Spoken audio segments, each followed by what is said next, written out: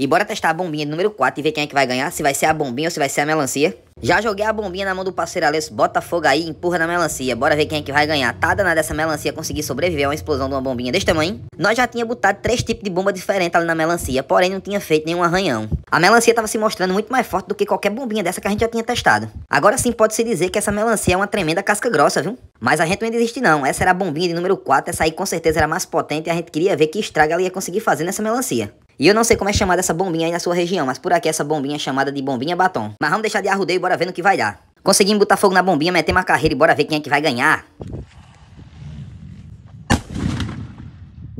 E a explosão dessa bombinha foi das boas, foi surreal. Procurei pro Pernalonga, já tinha metido a carreira ali, tava distante que só a peste de mim. Volta pra cá, danado, tá com medo de quê? E chegou a hora de olhar o resultado, ver o estrago que a bombinha fez na melancia. Chegando lá eu me surpreendi. Dessa vez marcou 1 ponto pra bombinha e 0 pra melancia.